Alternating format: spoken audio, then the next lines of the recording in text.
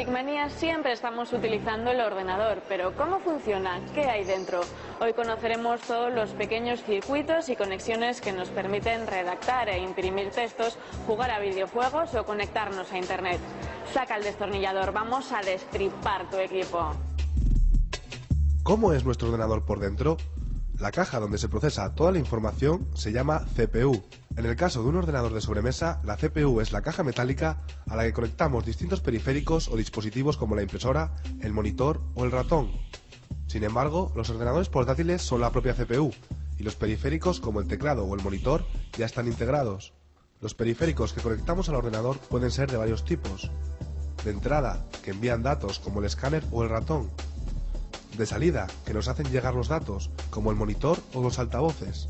O de entrada y salida, que procesan información, como los módems o las tarjetas gráficas. Antes de abrir un ordenador, es importante que nos aseguremos de si está aún en garantía o no. Por lo general, los fabricantes de ordenadores instalan unos sellos en las tapas de la caja que son los que les permiten saber si ese ordenador ha sido abierto y manipulado por una persona ajena a su servicio técnico. La duración de la garantía la habremos de consultar en el momento de la compra con el proveedor o con la empresa a la que se lo estemos comprando. Una vez que sepamos que podemos abrir nuestro ordenador sin ningún problema, lo primero que hemos de hacerlo es, por supuesto, tenerlo apagado y desconectado de la corriente eléctrica. La caja, en función de su formato, tendrá unos tornillos en la parte posterior que deberemos de liberar para poder acceder al interior. En el caso de un portátil, sus piezas son mucho más delicadas y no siempre están accesibles. Por ello, no es aconsejable manipularlo y es preferible llevarlo a un servicio técnico especializado. Una vez abierto, podemos ver sus órganos electrónicos. El microprocesador es el cerebro del ordenador. Está capacitado para procesar gran cantidad de información. Con su funcionamiento genera un calor considerable, por lo que se le instala un ventilador. Es importante comprobar que este ventilador funciona correctamente y que la suciedad no lo obstruye. Pero, ¿dónde se integran todos los componentes? La respuesta es sencilla, en la placa base. Es el componente más grande e incluye varias ranuras donde se integran otros componentes más pequeños, los cuales a menudo reciben el nombre de tarjetas. En la placa base se instala la memoria RAM, es decir, el lugar donde el ordenador guarda la información temporal que necesita tener a mano durante su funcionamiento. Una de las operaciones más habituales que podemos necesitar hacer con nuestro equipo es ampliar la memoria RAM. Cuando vemos que tenemos problemas de funcionamiento en cuanto a velocidad, que nuestro equipo no es tan ágil como era en un principio porque las nuevas actualizaciones hacen que funcione un poco peor, una de las soluciones más fáciles y económicas es ampliar la memoria RAM. Para sustituir la memoria RAM debemos de extraerla, comprobar cuál es su formato físico y adquirir un módulo de tecnología equivalente y de la capacidad que consideremos adecuada. Para proceder a su instalación deberemos, una vez abierto el equipo, tener a la vista las ranuras o slots en los cuales se instala la memoria RAM y, vigilando la posición de la muesca que presenta el módulo, hacerla coincidir con la muesca que presenta el slot, para de esta manera hacer la conexión perfectamente. Lo único que debo de hacer es presionar ligeramente hasta que estos soportes blancos que se encuentran en los extremos hagan un leve chasquido, que indicará que el módulo tiene la posición adecuada y que está debidamente conectado en su ranura. En estas ranuras o slots de la placa base se insertan, entre otras cosas, las tarjetas, cada una con una función diferente. La tarjeta gráfica se encarga de procesar todos los gráficos e imágenes. La tarjeta de sonido digitaliza y reproduce los archivos de audio. Y por último, la tarjeta de red nos permite conectarnos a otros ordenadores o a Internet.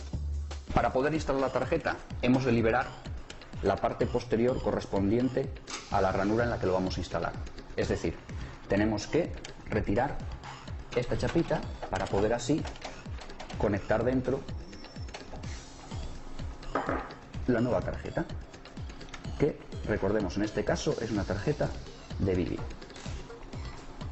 Comprobamos que el slot coincide, que la forma de su conector coincide con la del slot donde la voy a conectar.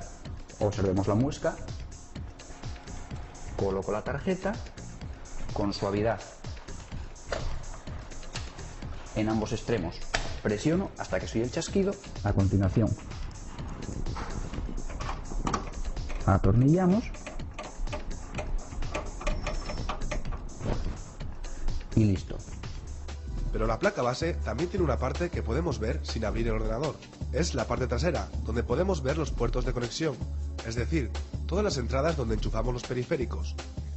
Estos 3 mini jacks son los diferentes conectores para el audio. El de color verde es el que recibirá la conexión de los altavoces, por donde podremos escuchar la música. El rosa es para el micrófono y el azul para una entrada de audio externa que queramos utilizar para grabar sonidos en el ordenador. Aparte de la tarjeta de sonido, fundamentales, estos 2 conectores redondos, que se llaman PS2, sirven cada uno de ellos para conectar a teclado y ratón respectivamente. A día de hoy se ha simplificado mucho la labor de evitar confusiones al conectarlos por los colores. El color lila recibirá la conexión del teclado y el color verde recibirá la del ratón. Tendríamos un puerto para impresoras. Tradicionalmente se desarrolló solamente para usar por impresoras, es decir, no lo utilizan apenas ningunos otros dispositivos en la actualidad. Sin embargo, este puerto de impresoras se ha visto superado por los puertos USB, que tienen una mayor versatilidad y que a día de hoy prácticamente permiten conectar cualquier dispositivo, desde impresoras, escáneres, equipos multifunción, discos duros externos, lápices de memoria, teclados y ratones en formato USB y así un largo etcétera. Las tarjetas de red también son más habituales en las propias placas base, en lugar de ser un componente externo. Así, por ejemplo, aquí vemos la boca de la tarjeta de red Ethernet de este equipo, que me permitiría conectarlo con otros ordenadores o a un router para acceder a Internet. Los últimos modelos incluyen nuevas conexiones, como el puerto Firewire, que permite, entre otras cosas, digitalizar nuestros vídeos en alta calidad. O el HDMI, la nueva conexión estándar para vídeo y audio digital de alta definición. Para conectarnos a la corriente tenemos la fuente de alimentación. Si nuestro ordenador deja de funcionar y huele a quemado, muy posiblemente sea un problema con la fuente de alimentación. Nuestro ordenador también tiene un disco duro donde se guarda toda la información. Es el lugar donde tenemos instalado el sistema operativo, como Windows o Linux, y los distintos programas que utilizamos.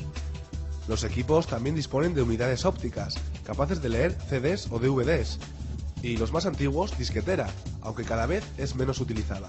Ya conocemos algo más de una herramienta que hoy en día utilizamos tanto para trabajar como para nuestro tiempo libre.